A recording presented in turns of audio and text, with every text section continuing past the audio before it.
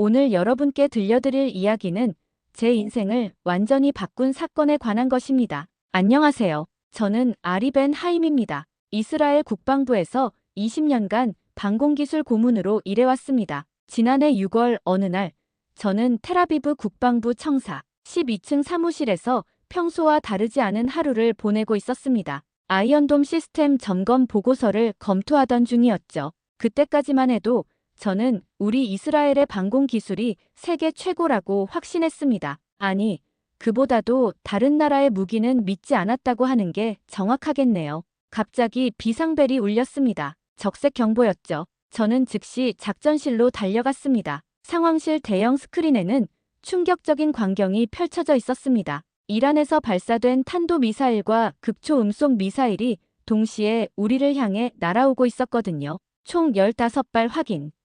닫힌 궤도로 접근 중입니다. 작전 장교가 긴장된 목소리로 보고했습니다. 저는 가슴이 두근거렸지만 침착하게 대답했죠. 아이언돔 가동. 모든 배터리 즉시 대응하라. 하지만 현실은 생각보다 가혹했습니다. 아이언돔은 분명 대부분을 요격했어요. 하지만 세 발이 방어망을 뚫고 지나갔습니다. 텔아비브 도심 한복판에 폭발음이 울려 퍼졌고 연기와 화염이 하늘을 덮었죠. 그날 오후 총리실에서 긴급 명령이 떨어졌습니다. 천궁2 시스템 즉시 전개. 한국 기술진과 협업하라. 저는 그 순간 당황했습니다. 한국이요? 정말 한국 무기로 우리나라를 지키겠다는 건가요? 솔직히 말씀드리면 그때까지 저는 한국을 그저 가성비 좋은 나라 정도로만 생각했습니다. 삼성 스마트폰이나 현대 자동차 만드는 나라. 그런데 무기라니요. 게다가 우리 이스라엘보다 뛰어날 거라고는 상상도 못했죠. 하지만 상황은 심각했습니다. 이란은 분명 또 공격할 거였고 아이언돔만으로는 한계가 있다는 걸 그날 뼈저리게 깨달았거든요. 저는 마지못해 한국 기술진과의 협업에 동의했습니다. 하지만 마음 한구석에서는 여전히 의심하고 있었어요. 그날 밤 저는 잠을 이룰 수 없었습니다. 창밖으로 보이는 텔아비브의 야경을 바라보며 생각했죠. 정말 외국 기술에 의존해야 하는 걸까? 우리 이스라엘의 자존심은 어떻게 되는 거지? 하지만 동시에 두려움도 있었습니다. 만약 내일 또 공격이 온다면 어떻게 하지? 다음 날 아침 저는 벤구리온 공항으로 향했습니다. 한국에서 온 기술진을 마중 나가기 위해서였죠. 공항 출구에서 기다리는 동안 저는 복잡한 마음이었습니다. 기대 반 걱정 반이었달까요? 드디어 한국 기술진이 나타났습니다. 그 중에서도 특히 눈에 띄는 사람이 있었어요. 30대 중반으로 보이는 여성이었는데 차분하면서도 자신감 넘치는 모습이었습니다. 나중에 알게 된 이름이 김유진 씨였죠. 한화 시스템의 천궁2 프로젝트 책임자였습니다. 안녕하세요. 김유진입니다. 잘 부탁드립니다. 유진 씨가 유창한 영어로 인사했습니다. 저는 그 순간 뭔가 다르다는 걸 느꼈어요. 일반적인 기술자와는 다른 카리스마가 있었거든요. 공항에서 기지로 이동하는 차 안에서 유진 씨와 대화를 나눴습니다. 한국에서는 천궁2를 어떻게 평가하나요? 제가 물었죠. 유진 씨는 잠시 생각하더니 대답했습니다. 저희는 무기를 만드는 게 아니라 생명을 지키는 시스템을 만든다고 생각합니다. 그 말이 제 가슴에 깊이 박혔습니다. 무기가 아니라 생명을 지키는 시스템이라니. 저는 그때까지 무기를 단순히 적을 제거하는 도구로만 생각했거든요. 하지만 유진 씨의 말에는 뭔가 다른 철학이 담겨 있었습니다. 저에 대해 좀 더 자세히 말씀드려야겠네요. 저는 49살이고 텔아비브 공과대학교에서 항공우주공학을 전공했습니다. 대학 졸업 후 바로 이스라엘 공군에 입대해서 15년간 복무했죠. 그중 마지막 5년은 방공작전본부장을 맡았습니다. 제가 군에 있을 때가 바로 아이언돔 개발 초기였어요. 저는 그 프로젝트에 깊숙이 관여했고 시스템이 완성되는 과정을 지켜봤습니다. 첫 번째 실전 배치, 첫 번째 요격 성공, 그 모든 순간을 함께했죠. 그래서 아이언돔에 대한 애착이 남달랐습니다. 전역 후에는 국방부 산하방공시스템 개발 자문위원으로 일하기 시작했어요. 주요 업무는 신규 방공 시스템 도입과 기존 시스템 개선이었습니다. 지난 20년간 이스라엘의 하늘을 지키는 일에 매진해왔다고 자부합니다. 솔직히 저는 원칙주의자입니다. 그리고 기술에 대해서는 완벽주의자죠. 특히 우리나라 기술에 대한 자부심이 강했어요. 이스라엘은 작은 나라지만 첨단 기술 강국이거든요. 우리가 개발한 아이언돔, 다비드 슬링, 에로우 시스템은 세계 최고 수준입니다. 하지만 그런 자부심이 때로는 독이 되기도 했어요. 다른 나라 기술에 대해서는 선입견을 가지고 있었거든요. 특히 아시아 국가들의 무기 기술에 대해서는 회의적이었습니다. 단순히 서구 기술을 모방한 수준이라고 생각했죠. 제 아내 레아는 항상 저에게 말했어요. 당신은 너무 고집이 세다. 가끔은 다른 사람들의 의견도 들어봐. 하지만 저는 듣지 않았습니다. 20년간 쌓은 경험과 지식에 대한 확신이 있었거든요. 그런 제가 한국 기술진과 협업하게 된 건 정말 운명적인 일이었어요. 처음에는 마지못해 받아들였지만 지금 돌이켜보면 제 인생의 전환점이었습니다. 유진 씨와 함께 온 한국 기술진은 총 12명이었어요. 모두 각 분야의 전문가들이었죠. 레이더 전문가, 유도 시스템 전문가, 통신 전문가까지 하나같이 젊고 활기찼습니다. 첫 회의에서 저는 좀 놀랐어요. 한국 기술진들이 우리 시스템에 대해 이미 상당히 많이 알고 있었거든요. 아이언돔의 장단점, 다비드 슬링의 특성, 심지어 우리가 공개하지 않은 내부 사양까지도 파악하고 있었습니다. 어떻게 이런 정보까지 알고 계신가요? 제가 물었죠. 유진 씨가 미소를 지으며 대답했습니다. 저희는 철저히 준비해서 왔습니다. 이스라엘의 안보는 곧 저희의 임무니까요. 그 말에 저는 좀 당황했어요. 이스라엘의 안보가 자신들의 임무라니 대체 무슨 의미일까요? 유진 씨는 계속 설명했습니다. 저희 천궁2는 단순히 무기를 수출하는 개념이 아닙니다. 함께 평화를 지키는 파트너십이죠. 회의가 끝난 후 저는 혼자 곰곰 생각해봤어요. 한국 사람들의 마인드가 생각보다 남달랐습니다. 단순히 돈을 벌기 위해 온 게 아니라 정말로 우리를 도우려는 마음이 느껴졌거든요. 그날 저녁, 저는 유진 씨와 몇몇 한국 기술진을 저녁 식사에 초대했습니다. 예루살렘 구시가지의 한 레스토랑에서 만났죠. 분위기가 한결 편해지자 더 솔직한 대화를 나눌 수 있었어요. 유진 씨, 한국에서는 방산업체를 어떻게 보나요? 제가 물었습니다. 유진 씨는 잠시 생각하더니 진지한 표정으로 대답했어요. 저희는 방산을 단순히 산업으로 보지 않습니다. 국가의 생존과 직결된 안보 기술이죠. 그래서 더욱 신중하고 책임감을 가지고 접근합니다. 그 말을 듣고 저는 뭔가 깨달았어요. 한국이 단순히 무기 장사를 하려는 게 아니구나. 진짜 안보에 대한 철학을 가지고 있구나. 그런 생각이 들었죠. 식사를 마치고 호텔로 돌아가는 길에 유진 씨가 말했습니다. 내일부터 본격적인 작업이 시작됩니다. 함께 좋은 결과 만들어 봅시다. 저는 그제야 마음을 열기 시작했어요. 이튿날 새벽 5시, 저는 평소보다 일찍 일어났습니다. 한국 기술진과의 첫 실무 작업이 시작되는 날이었거든요. 아침 샤워를 하며 저는 오늘 하루가 어떨지 궁금했어요. 솔직히 기대 반 걱정 반이었습니다. 오전 8시 네게브 사막에 위치한 실험 기지에 도착했습니다. 한국에서 가져온 천궁2 시스템이 이미 설치되어 있었어요. 생각보다 컴팩트하면서도 위압적인 모습이었습니다. 발사대, 레이더, 지휘 통제 차량까지 모든 구성품이 질서정연하게 배치되어 있었죠. 와, 정말 인상적이네요. 제가 감탄하며 말했습니다. 유진 씨가 자랑스러운 표정으로 대답했어요.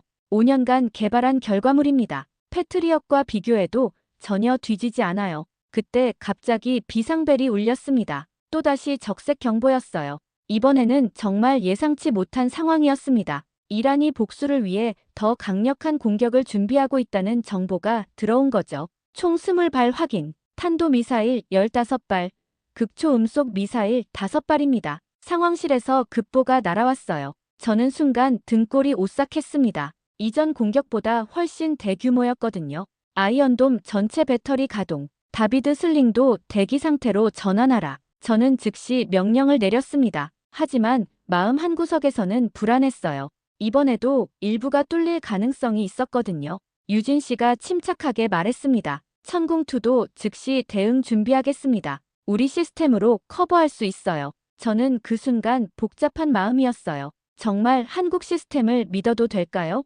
오후 1시 정각, 공격이 시작됐습니다. 하늘에서는 수많은 미사일들이 궤도를 그리며 날아오고 있었어요. 아이언돔과 다비드 슬링이 연달아 요격 미사일을 발사했습니다. 하늘이 불꽃으로 가득 찼죠. 하지만 이번에도 몇 발이 뚫고 들어왔어요. 특히 극초음속 미사일 두 발이 최종 방어선을 돌파하고 있었습니다. 저는 식은땀이 흘렀어요. 이대로라면 또다시 피해가 발생할 거였거든요. 바로 그때였습니다. 천궁2가 움직였어요. 40km 고도에서 두 발의 요격 미사일이 정확히 목표를 맞췄습니다. 폭발음과 함께 적의 미사일이 공중에서 산산조각 났죠. 성공했습니다.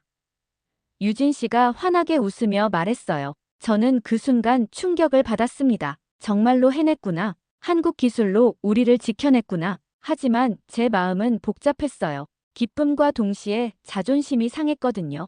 우리 이스라엘의 최첨단 시스템도 놓친 걸 한국이 잡아냈다니. 이게 현실인가 싶었죠. 그날 오후 긴급 상황 회의가 소집됐습니다. 국방부 고위 간부들이 모두 참석했어요. 그 중에서도 마르코 시몬 국방차관이 특히 불편한 표정이었습니다. 마르코는 저보다 4살 많은 보수 성향의 인물이었어요. 오늘 일로 우리가 외국 기술에 의존하게 되는 건 아닐까 우려됩니다. 마르코가 날카롭게 말했어요.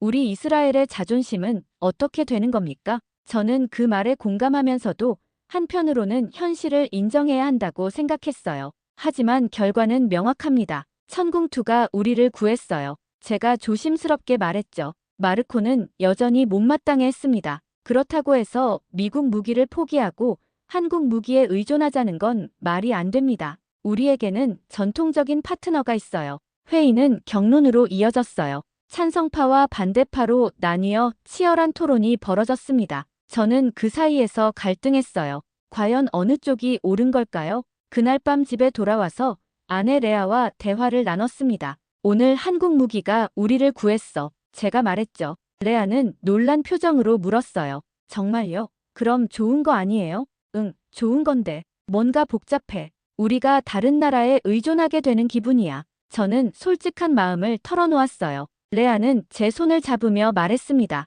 여보, 중요한 건 우리가 살아있다는 거예요. 누가 구해줬는지는 중요하지 않아요. 아내의 말이 마음에 와닿았어요. 그래, 살아있는 게 가장 중요하지. 하지만 여전히 마음 한구석에서는 찜찜함이 남아있었습니다. 다음 날 아침, 유진 씨에게서 전화가 왔어요. 어제 성과에 대해 간단히 브리핑을 하고 싶습니다. 시간 되시면 만나요. 저는 흔쾌히 승낙했습니다. 궁금한 게 많았거든요. 카페에서 유진 씨를 만났을 때 저는 여전히 복잡한 마음 상태였습니다. 어제의 성공적인 요격은 분명 고마운 일이었지만 동시에 제 자존심에는 상처가 됐거든요. 20년간 쌓아온 믿음이 하루아침에 흔들린 기분이었어요. 어제 정말 대단하셨어요. 제가 먼저 말을 꺼냈습니다. 하지만 목소리에는 진심 어린 기쁨보다는 어딘가 어색함이 섞여 있었죠. 유진 씨는 제 표정을 읽었는지 조심스럽게 대답했어요. 감사합니다. 하지만 이건 저희 혼자만의 성과가 아니에요. 아이언돔과 다비드 슬링이 먼저 대부분을 처리했기 때문에 가능했던 거죠. 유진 씨의 겸손한 태도가 오히려 제 마음을 더 복잡하게 만들었습니다. 솔직히 말씀드리면 저는 아직도 혼란스러워요. 저는 내심을 털어놓기로 했습니다. 20년간 우리 기술만 믿고 살아왔는데 갑자기 다른 나라 기술이 우리를 구했다니 받아들이기가 쉽지 않네요. 유진 씨는 잠시 생각하더니 진지한 표정으로 말했어요. 아리 씨 마음 충분히 이해합니다. 저희도 처음 해외 진출할 때 비슷한 고민이 있었거든요. 과연 우리가 다른 나라의 안보를 책임질 자격이 있을까 하고요. 그럼 어떻게 극복하셨나요? 제가 물었습니다. 유진 씨의 대답은 예상치 못한 것이었어요. 기술에는 국적이 없다는 걸 깨달았어요. 중요한 건 생명을 지키는 것이지 누가 만든 기술인지가 아니죠. 저희가 만든 천궁2도 결국은 세계 여러 나라의 기술이 융합된 결과물이에요. 그 말이 제 가슴에 박혔습니다. 기술에는 국적이 없다. 하지만 여전히 마음 한구석에서는 저항감이 있었어요. 우리 이스라엘의 독창성과 우수성에 대한 자부심을 쉽게 버릴 수는 없었거든요. 바로 그때 제 휴대폰이 울렸습니다. 마르코 시몬에게서 온 전화였어요. 아리, 지금 어디야? 긴급히 만나야 할 일이 있어. 목소리에 긴장감이 가득했습니다. 죄송해요. 급한 일이 생겼네요. 저는 유진 씨에게 사과하고 자리를 떴습니다. 마르코와의 만남 장소는 국방부 근처 조용한 레스토랑이었어요. 아리, 이 상황을 어떻게 생각해? 마르코는 단도직입적으로 물었습니다. 우리가 언제부터 외국 기술에 목숨을 맡기게 됐지? 저는 마르코의 심정을 이해했어요. 그도 저처럼 이스라엘 방산 기술에 자부심을 가진 사람이었거든요. 하지만 현실은 현실 아닌가요? 어제 천궁투가 아니었다면 그게 문제야. 마르코가 목소리를 높였습니다. 한 번 의존하기 시작하면 끝이 없어. 우리 기술력은 어떻게 되는 거야? 미국과의 관계는 생각해봐. 우리가 지금까지 쌓아온 모든 게 무너질 수 있어. 마르코의 말에도 일리가 있었어요. 우리는 수십 년간 미국과 긴밀한 군사 협력 관계를 유지해왔거든요. 갑자기 한국 무기에 의존한다면 외교적 파장이 있을 수 있었죠. 그럼 어떻게 하자는 거야? 제가 물었습니다. 마르코는 확신에 찬 목소리로 대답했어요. 패트리엇 시스템을 추가 도입하자. 미국과 협의해서 최신형으로 업그레이드하는 거야. 저는 고개를 저었습니다. 마르코, 패트리엇으로는 한계가 있어. 어제 상황에서도 완벽하지 못했잖아. 그리고 비용도 만만치 않고 돈이 문제가 아니야. 마르코가 흥분하며 말했습니다. 우리의 정체성이 문제라고. 이스라엘이 언제부터 아시아 나라 기술에 의존하는 나라가 됐어? 그 말에 저는 뜨끔했어요. 사실 저도 비슷한 생각을 했었거든요. 하지만 동시에 현실적인 측면도 무시할 수 없었어요. 어제의 결과가 그걸 증명했으니까요. 마르코, 편견을 버려야 하는 거 아닐까? 한국도 이제 세계적인 기술 강국이야. 삼성, LG, 현대, 다 세계 인류 기업들이잖아. 제가 조심스럽게 말했죠. 그건 민간 기업 얘기고 군사기술은 다른 문제야. 마르코는 여전히 고집스러웠습니다. 우리에게는 미국이라는 든든한 파트너가 있어. 굳이 새로운 모험을 할 필요가 있나? 그날 밤 집에 돌아와서 저는 깊은 고민에 빠졌습니다. 마르코의 말도 맞고 유진 씨의 말도 맞는 것 같았어요. 대체 어떤 선택이 옳은 걸까요? 레아가 저녁을 준비하면서 물었어요. 오늘 하루 종일 심각한 표정이네요. 무슨 일 있어요? 저는 오늘 있었던 일들을 아내에게 털어놓았습니다. 다음 날 아침, 저는 일찍 일어나 조깅을 했습니다. 텔아비브 해변가를 따라 뛰면서 머리를 정리하려고 했어요. 지중해의 파도 소리가 복잡한 마음을 달래주는 듯 했습니다. 조깅을 마치고 돌아오는 길에 유진 씨에게서 문자가 왔어요. 오늘 오후에 시간 되시면 저희 임시 사무실로 오실 수 있나요? 보여드리고 싶은 게 있어요. 궁금했지만 동시에 조금 부담스럽기도 했습니다. 오후 3시, 텔아비브 시내에 마련된 한국기술진의 임시 사무실을 찾아갔습니다. 생각보다 소박한 곳이었어요. 화려한 장비나 과시용 전시물은 없었고 그저 필요한 것들만 깔끔하게 정리되어 있었습니다. 어서 오세요. 유진 씨가 따뜻하게 맞아주었어요. 오늘은 저희가 어떤 마음으로 이 일을 하는지 보여드리고 싶었어요. 유진 씨는 저를 작은 회의실로 안내했습니다. 벽면에는 세계 지도가 걸려 있었고 한국이 수출한 방산 장비들의 현황이 표시되어 있었어요. 이집트, 사우디아라비아, UAE, 그리고 최근 추가된 이스라엘까지. 아리 씨, 이 지도를 보시면 뭐가 느껴지세요? 유진 씨가 물었습니다. 저는 잠시 지도를 살펴보았어요. 뭔가 특별한 패턴이 있는 것 같았습니다. 모두 중동 지역이네요. 그리고 분쟁 지역이거나 위험에 노출된 나라들이고요. 제가 말했습니다. 유진 씨가 고개를 끄덕였어요. 맞습니다. 저희는 단순히 무기를 파는 게 아니에요. 평화를 원하지만 위협받는 나라들을 돕는 거죠. 저희가 추구하는 건 전쟁이 아니라 억제예요. 공격이 아니라 방어죠. 그 말에 저는 뭔가 깨달았어요. 한국의 방산 철학이 우리와 근본적으로 다르지 않다는 걸 말이에요. 오히려 더 평화지향적일 수도 있겠다는 생각이 들었습니다. 사실 저희가 천궁2를 개발할 때 가장 많이 참고한 게 아이언돔이었어요.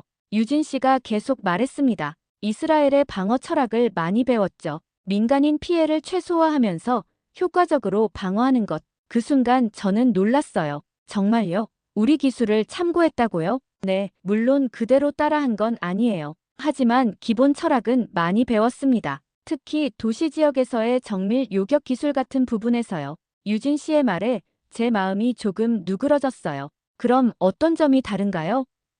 제가 궁금해서 물었습니다. 유진 씨는 잠시 생각하더니 대답했어요. 저희는 좀 더 경제적이고 지속 가능한 방향으로 발전시켰어요. 아이언돔은 정말 훌륭하지만 운용 비용이 많이 들잖아요. 저희는 그 부분을 개선했죠. 그제야 이해가 됐어요. 한국이 우리 기술을 단순히 베낀 게 아니라 나름대로 발전시킨 거였구나. 그리고 그 결과물이 어제 우리를 구해준 거고요. 유진 씨, 솔직히 물어봐도 될까요? 저는 용기를 내어 말했습니다. 한국은 왜 우리나라를 도우려고 하는 거예요? 분명 리스크도 있을 텐데요. 유진 씨는 잠시 멈춰서 창밖을 바라보더니 진지하게 대답했어요. 저희는 전쟁의 아픔을 알거든요. 분단 국가로 살아오면서 평화가 얼마나 소중한지 깨달았어요. 그래서 같은 어려움을 겪는 나라들을 그냥 지나칠 수 없어요. 그 말이 제 가슴 깊숙이 박혔습니다. 분단 국가의 아픔이라. 저는 그동안 한국의 특수한 상황을 깊이 생각해 본 적이 없었어요. 하지만 유진 씨의 말을 듣고 보니 이해가 됐습니다. 우리 기술은 사람을 지키기 위해 존재합니다. 유진 씨가 조용히 말했어요. 돈을 벌기 위해서가 아니라 생명을 구하기 위해서요. 그게 저희 철학이에요. 그 순간 저는 가슴이 뭉클해졌어요. 20년간 방산업계에서 일하면서 이런 순수한 동기를 가진 사람을 만난 건 처음이었거든요. 대부분은 기술적 우월성이나 상업적 이익에만 관심이 있었는데 말이에요. 아리 씨도 그런 마음으로 일하고 계시잖아요. 유진 씨가 미소 지으며 말했습니다. 아이언돔을 개발할 때도 민간인을 보호하려는 마음이 가장 컸다고 들었어요. 저는 그제야 깨달았어요. 우리가 추구하는 바가 결국 같다는 걸 말이에요. 국적이나 기술의 출처가 중요한 게 아니라 생명을 지키려는 마음이 중요한 거였습니다. 유진 씨, 고맙습니다. 저는 진심으로 말했어요. 제가 편견을 가지고 있었네요. 앞으로는 달리 보겠습니다. 그날 저녁 집에 돌아와서 아내에게 오늘 있었던 일을 말해주었어요. 레아, 오늘 정말 중요한 걸 깨달았어. 기술은 나누는 거였어. 독점하는 게 아니라. 레아가 환하게 웃으며 말했습니다. 드디어 마음을 열었네요. 다행이에요. 저는 그제야 마음이 한결 가벼워졌어요. 다음 날부터 저는 한국기술진과의 협업에 적극적으로 참여하기 시작했습니다. 편견을 버리고 진심으로 배우려는 자세로 임했어요. 그러자 보이지 않던 것들이 보이기 시작했습니다. 협업을 시작한 지 일주일이 지났을 때 저는 놀라운 사실들을 발견하기 시작했습니다. 천궁2는 제가 생각했던 것보다 훨씬 정교하고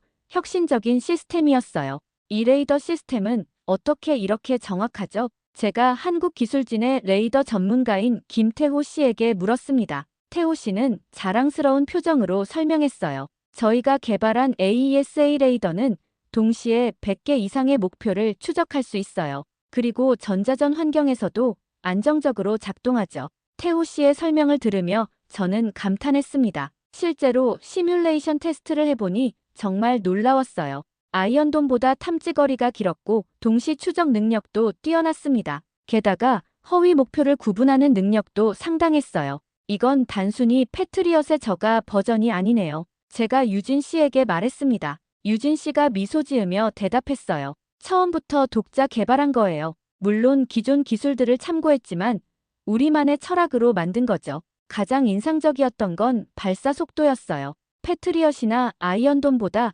훨씬 빠르게 반응했습니다. 위협을 탐지하고 요격 미사일을 발사하기까지 걸리는 시간이 현저히 짧았어요. 어떻게 이런 속도가 가능하죠?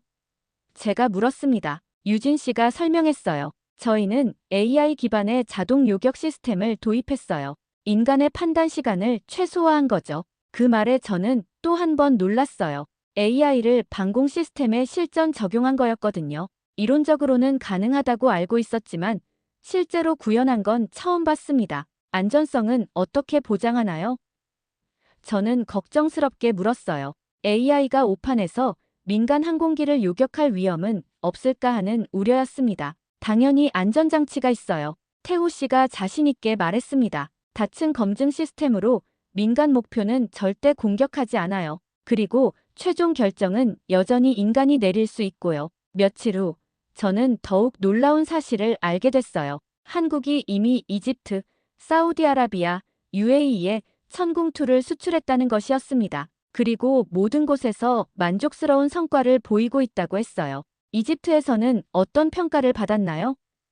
제가 궁금해서 물었습니다. 유진 씨가 태블릿을 꺼내서 보여주었어요. 이집트 국방부에서 보낸 감사 서한이에요. 기존 시스템보다 효율성이 30% 향상됐다고 하네요. 실제 데이터를 보니 정말 인상적이었습니다. 사우디아라비아의 경우는 더욱 놀라웠어요. 예멘 후티 반군의 드론 공격을 천궁2로 막아낸 실전 사례가 있었거든요. 성공률이 95%를 넘었다고 했습니다. 와, 이건 정말 대단한데요. 저는 감탄하며 말했습니다. 그럼 왜 아직 널리 알려지지 않은 거죠? 저희는 과시를 좋아하지 않아요. 유진 씨가 담담하게 말했어요. 조용히 일하고 결과로 증명하는 걸 선호하죠. 그게 한국 스타일이에요. 그 말에 저는 또 한 번 감동했어요. 서구 방산업체들이 화려한 마케팅과 정치적 로비에 의존하는 것과는 정말 다른 접근 방식이었거든요. 일주일 후, 저는 직접 천궁2의 실사격 훈련을 참관할 기회가 있었어요.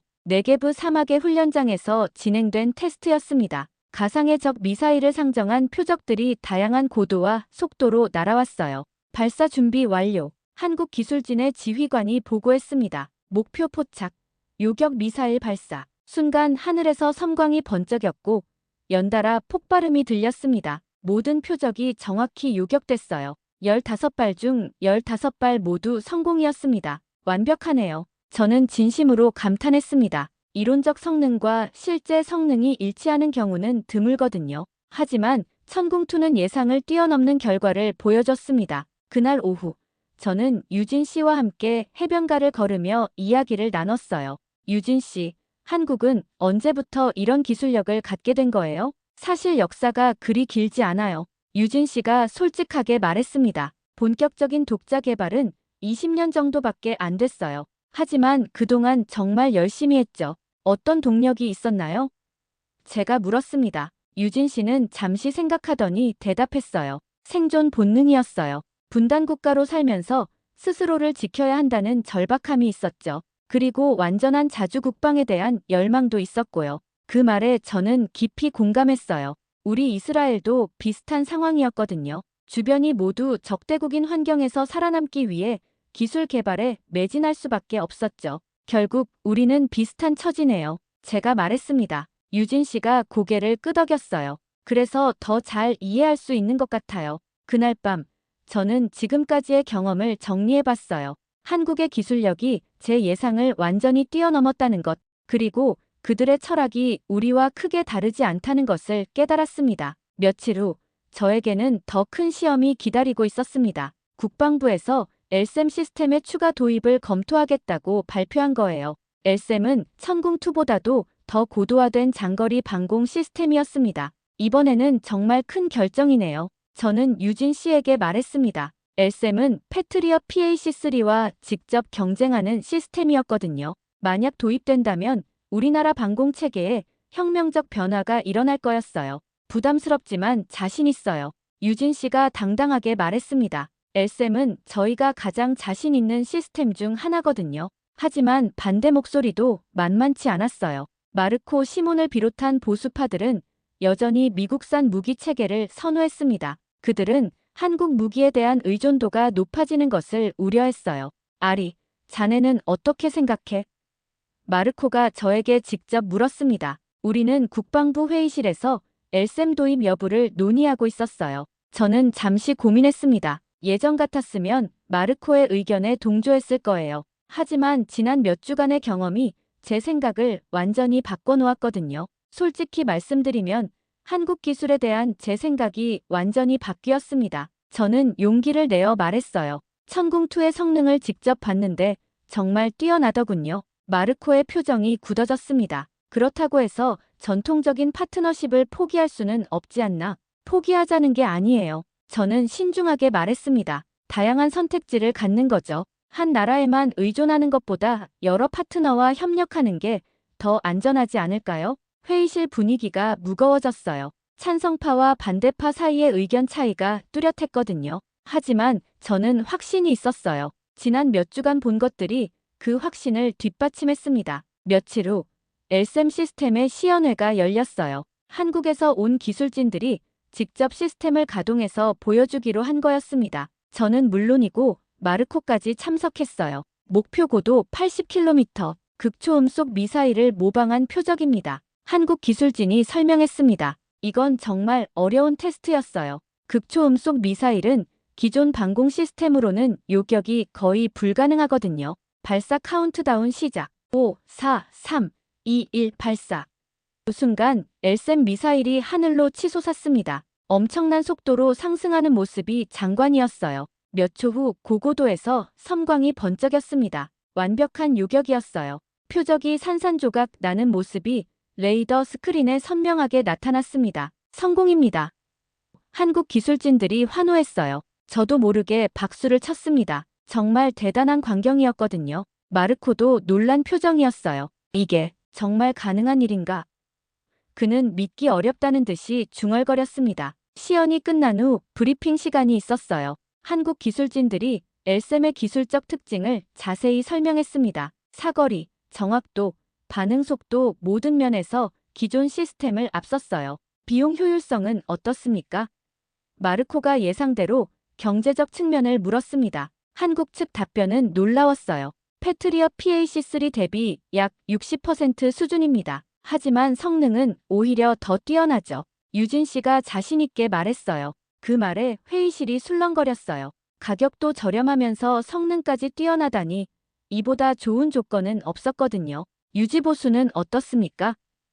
또 다른 참석자가 물었어요. 이것도 중요한 부분이었죠. 저희가 직접 기술 지원을 해드립니다. 그리고 부품 조달도 신속하게 처리할 수 있어요. 한국 측이 대답했습니다. 저는 그 순간 깨달았어요. 이건 단순히 무기를 사는 게 아니라 장기적인 파트너십을 맺는 거라는 걸 말이에요. 한국은 일회성 거래가 아니라 지속적인 협력을 원하고 있었어요. 그날 저녁, 저는 마르코와 따로 만났습니다. 오늘 시연을 보고 어떻게 생각해? 제가 물었죠. 마르코는 한참을 고민하더니 대답했어요. 솔직히 예상보다 훨씬 인상적이었어. 하지만 여전히 우려스러운 부분이 있어. 어떤 부분이지? 저는 진지하게 물었습니다. 미국과의 관계 말이야. 갑자기 한국 무기 비중이 높아지면 미국이 어떻게 반응할지 모르겠어. 마르코의 우려도 이해할 만했어요. 하지만 다양성이 희망일까? 저는 제 생각을 말했습니다. 한 곳에만 의존하는 것보다 여러 파트너를 두는 게 더 안전하지 않을까? 마르코는 생각에 잠겼어요. 그리고 마침내 입을 열었습니다. 자네 말이 맞을 수도 있겠네. 시대가 변했으니 우리 생각도 바뀌어야 하는 건지도 모르고. 그 순간 저는 마르코도 변하고 있다는 걸 느꼈어요. 완고했던 그도 현실을 받아들이기 시작한 거였죠. 한 달 후 드디어 공식 발표가 있었습니다. 이스라엘 정부가 엘셈 시스템의 도입을 승인한다는 것이었어요. 그뿐만 아니라 K2 전차와 K9 자주포에 대한 검토도 시작한다고 했습니다. 저는 그 소식을 듣고 정말 감격스러웠어요. 몇 달 전만 해도 상상할 수 없었던 일이 현실이 된 거였거든요. 한국이 우리의 주요 방산 파트너가 되는 순간이었습니다. 축하드려요, 아리 씨. 유진 씨가 환하게 웃으며 말했어요. 정말 뜻깊은 결과네요. 저야말로 감사해요. 저는 진심으로 말했습니다. 유진 씨 덕분에 새로운 세계를 알게 됐어요. 그날 오후 국방부에서 공식 계약 체결식이 열렸어요. 이스라엘과 한국 양국의 고위 관계자들이 참석한 가운데 진행된 역사적인 순간이었습니다. 오늘은 두 나라의 우정이 더욱 깊어지는 날입니다. 우리 국방장관이 축사를 했어요. 한국의 뛰어난 기술과 이스라엘의 경험이 결합되어 더 안전한 미래를 만들어갈 것입니다. 한국 측 대표도 감동적인 연설을 했어요. 이스라엘과의 협력은 단순한 비즈니스가 아닙니다. 평화를 향한 공동의 노력입니다. 계약 체결 후 리셉션이 있었어요. 저는 그동안 함께 일했던 한국 기술진들과 이야기를 나눴습니다. 모두들 뿌듯한 표정이었어요. 앞으로도 계속 협력하게 되겠네요. 제가 말했습니다. 유진 씨가 고개를 끄덕였어요. 네.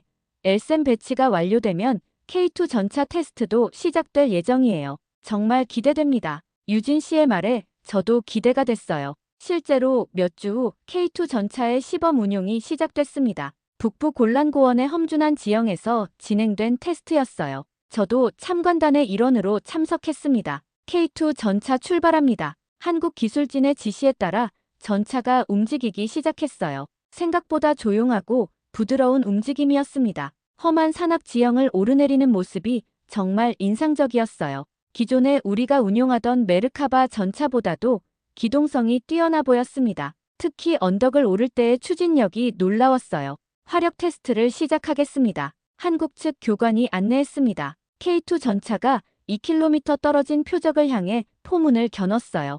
순간 엄청난 폭음과 함께 포탄이 발사됐습니다. 명중. 관측소에서 확인 신호가 왔어요. 정확히 표적 중앙을 맞춘 거였습니다. 연달아 몇 발을 더 쏘았는데 모두 정확했어요. 이 정확도는 어떻게 가능한 거죠?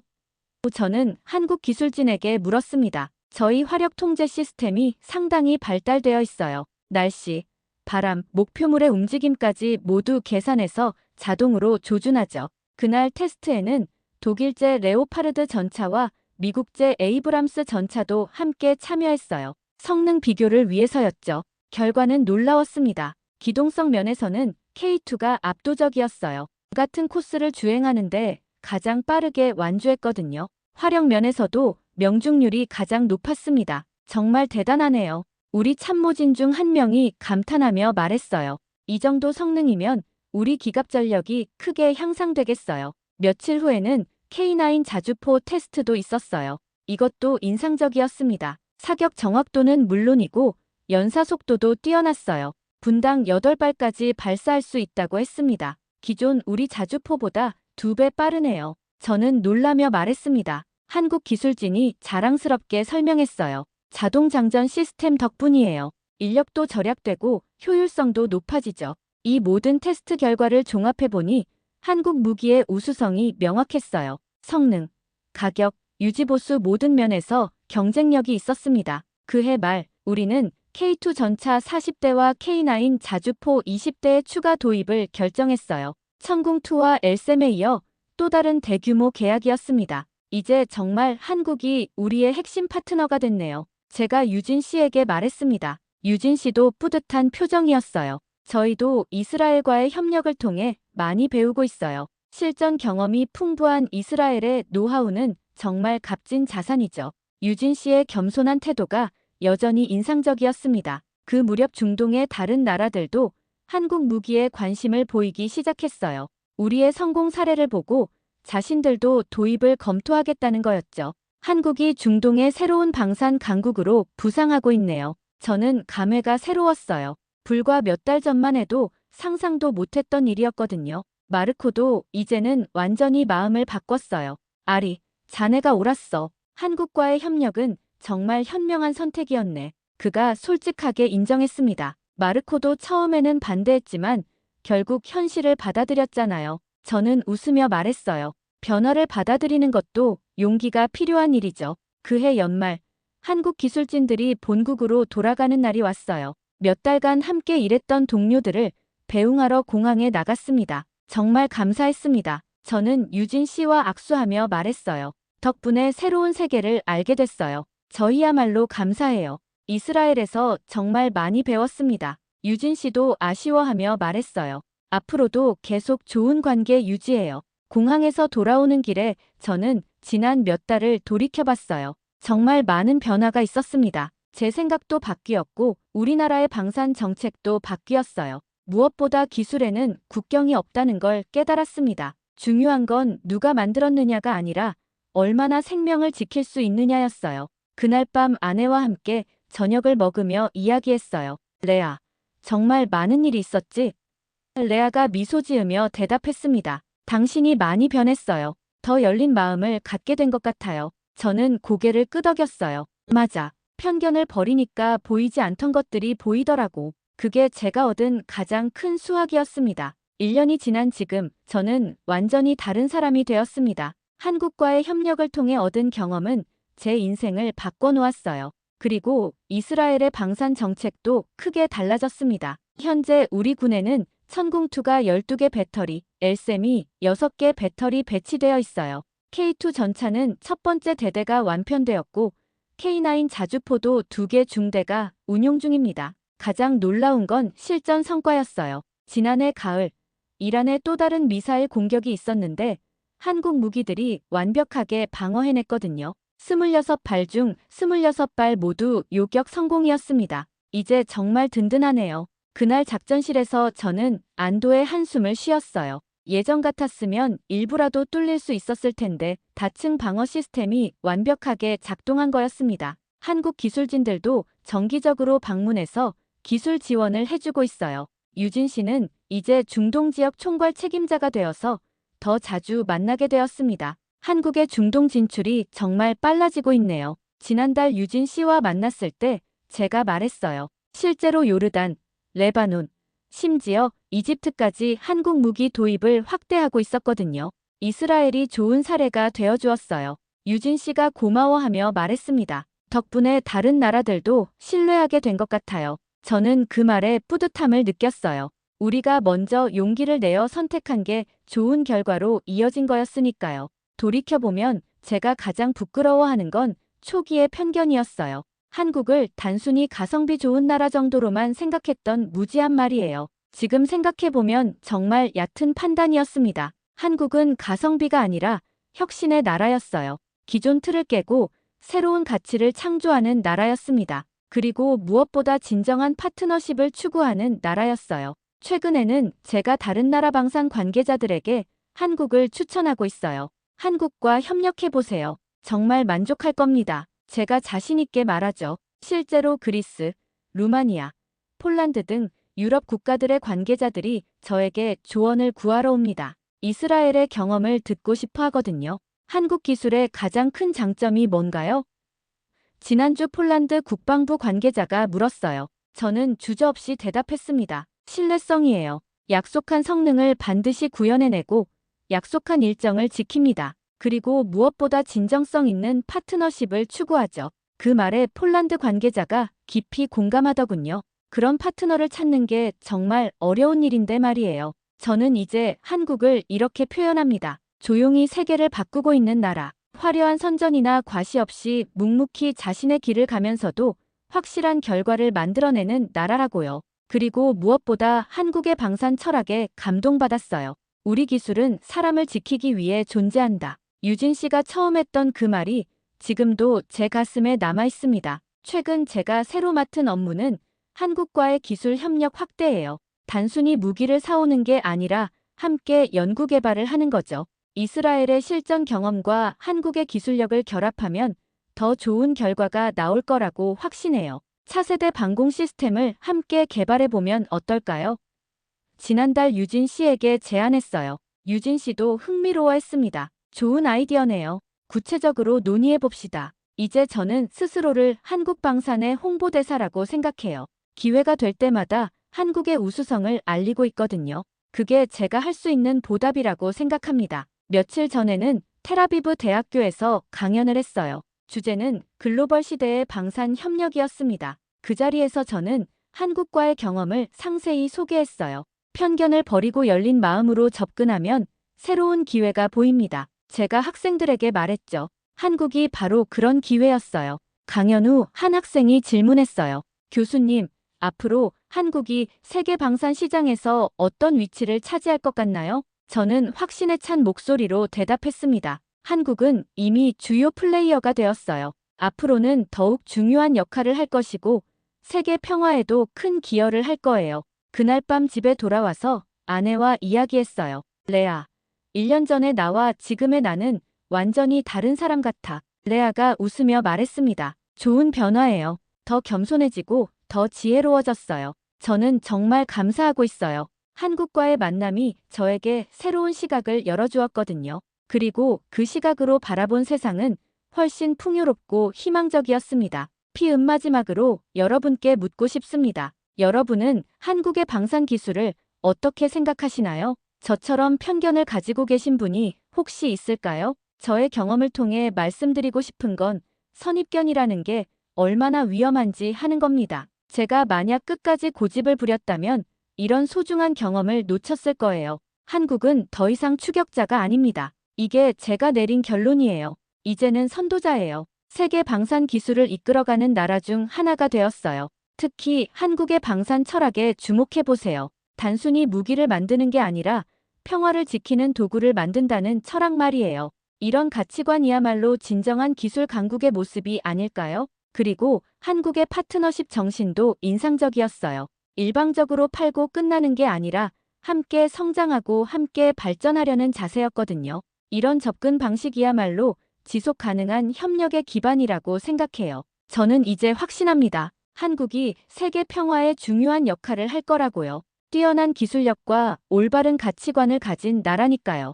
여러분도 기회가 되면 한국의 방산 기술에 대해 관심을 가져보세요. 분명 놀라운 발견이 있을 거예요. 저처럼 말이에요. 마지막으로 한 가지 더 말씀드리고 싶은 건 기술에는 정말로 국경이 없다는 겁니다. 중요한 건 그 기술이 인류에게 도움이 되느냐 하는 거예요. 한국의 방산 기술이 바로 그런 기술이라고 생각합니다. 앞으로도 한국이 계속 발전해서 세계 평화에 더 큰 기여를 하기를 바랍니다. 그리고 저도 그 일에 작은 보탬이 되고 싶어요. 조용히 세계를 바꾸고 있는 나라, 그 이름을 기억해 주세요. 대한민국입니다. 여러분은 어떻게 생각하시나요? 댓글로 의견을 남겨주세요. 한국의 방산 기술에 대한 여러분의 생각이 궁금합니다. 그리고 이런 국제 협력 사례들에 대해서도 더 알고 싶으시다면 감동전파사의 구독과 좋아요 부탁드려요. 앞으로도 흥미로운 이야기들을 계속 들려드리겠습니다. 여러분 모두 평화로운 하루 보내세요.